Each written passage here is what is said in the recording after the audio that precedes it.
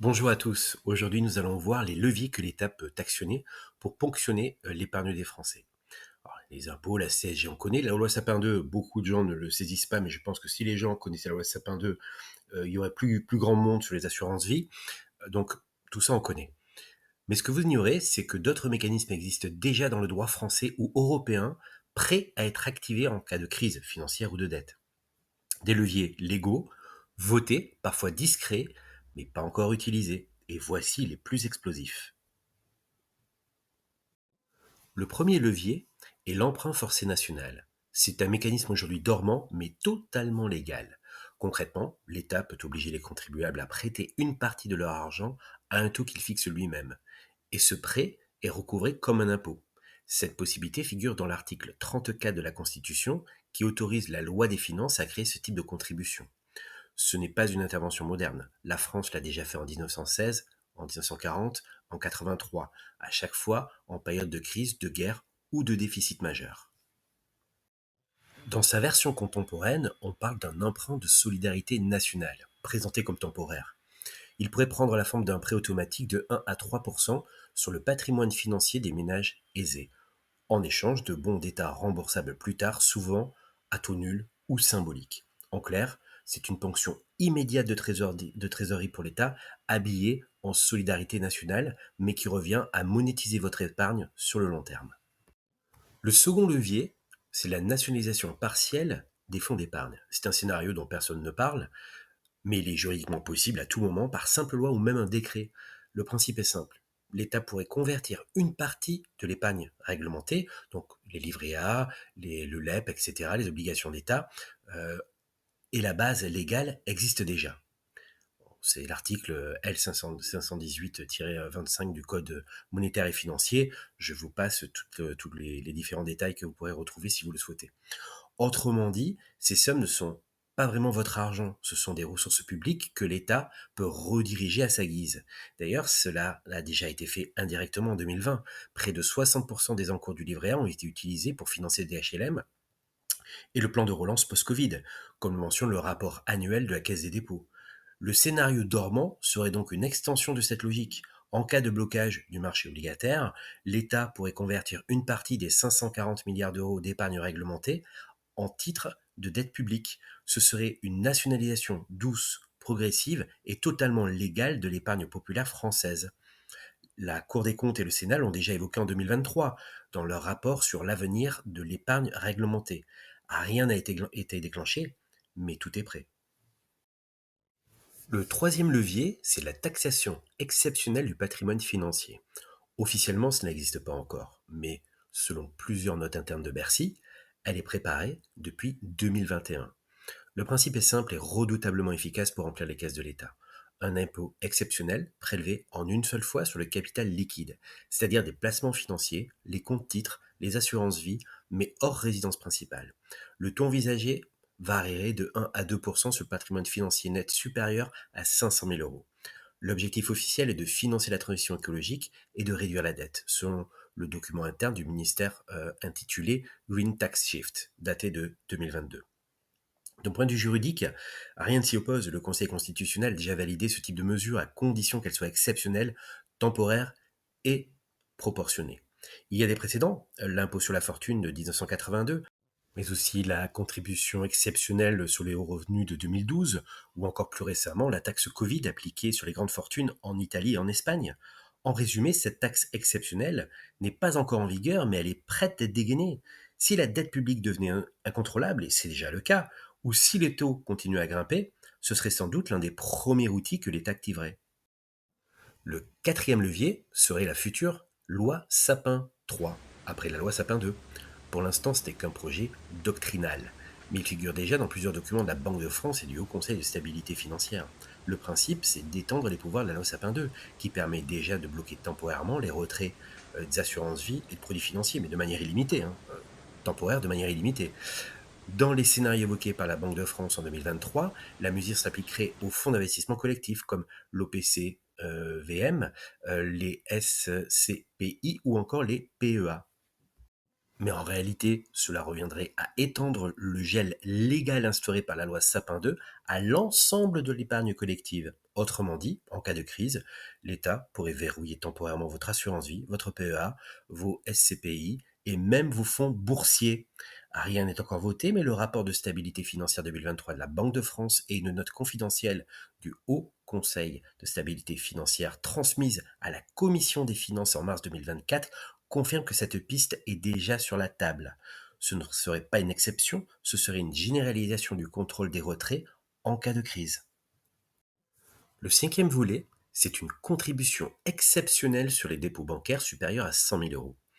C'est un mécanisme qui est déjà prévu par le droit européen mais qui n'a pas encore été activé. Son fondement se trouve dans l'article 37 de la directive européenne sur le redressement et la résolution des banques adoptée en 2019. Ce texte permet à un État membre de prélever une contribution exceptionnelle sur les dépôts non garantis, c'est-à-dire ceux au-delà de 100 000 euros pour alimenter un fonds de résolution bancaire.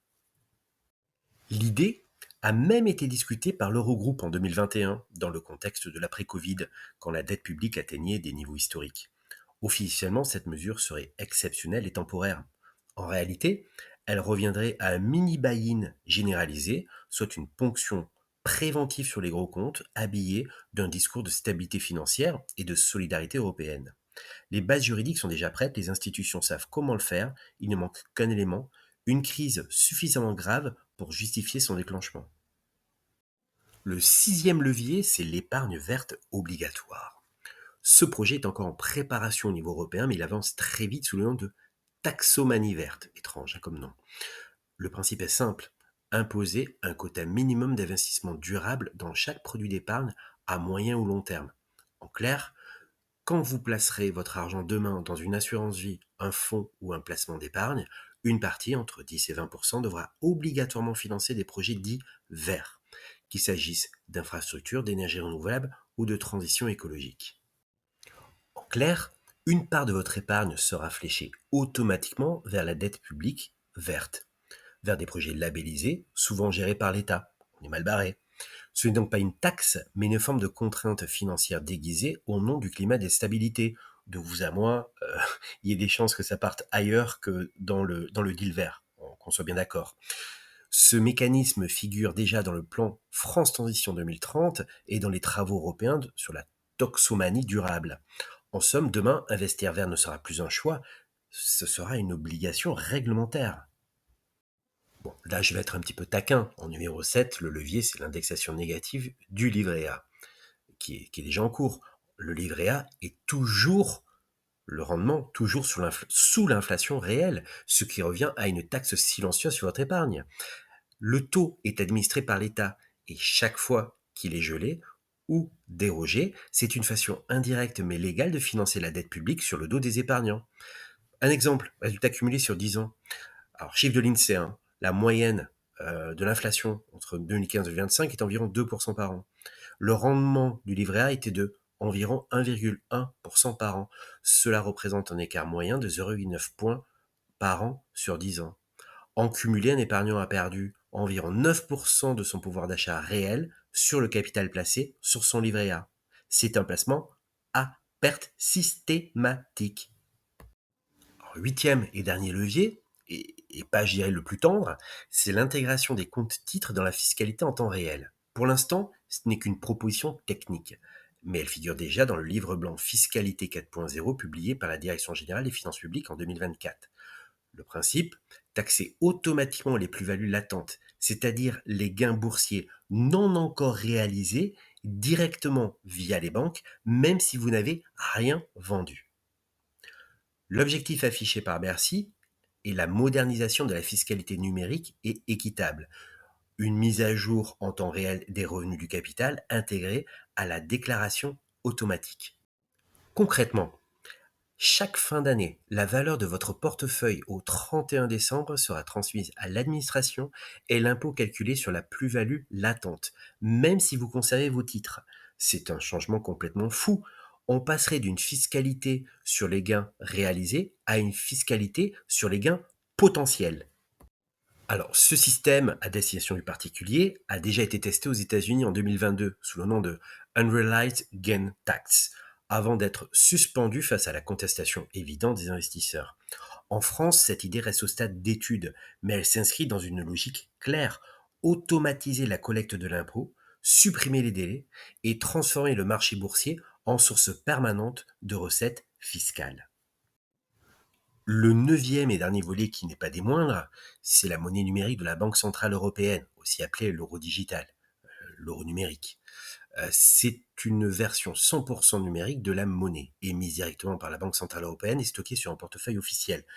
Pour simplifier, les banques commerciales vont devenir des vendeurs d'assurance et des vendeurs de prêts, et il n'y aura plus qu'une banque, ce sera la Banque centrale européenne pour tous les Européens.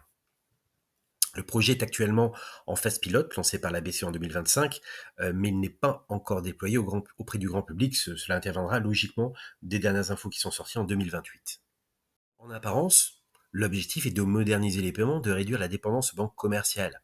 En réalité, cette monnaie sera totalement programmable. Chaque euro pourra être tracé, identifié et contrôlé. Les autorités monétaires pourraient définir des plafonds individuels, appliquer des taux d'intérêt différents selon l'usage, par exemple un taux nul sur la consommation, mais négatif sur l'épargne, voire instaurer des bonus et malus pour inciter à certaines dépenses. Concrètement, cela signifie la fin de l'épargne liquide libre et le passage à un système monétaire intégralement piloté par la Banque centrale européenne et les États membres. Quand on voit l'état de l'Europe, quand on voit que la Banque centrale européenne est en faillite technique, vous imaginez la catastrophe vers laquelle nous allons. Ce modèle donnera à l'institution européenne un pouvoir total sur les flux monétaires, sur la vitesse de circulation de la monnaie et sur les comportements économiques des citoyens. C'est la version moderne du crédit social, un outil potentiellement utile mais redoutable s'il est mal utilisé. Et aussi, bien évidemment, pour faire taire les lanceurs d'alerte ou toute personne qui pourrait aller à l'encontre du système. Ce n'est pas de la science-fiction. Je vous ai donné toutes les sites, toutes les sources qui sont vérifiables.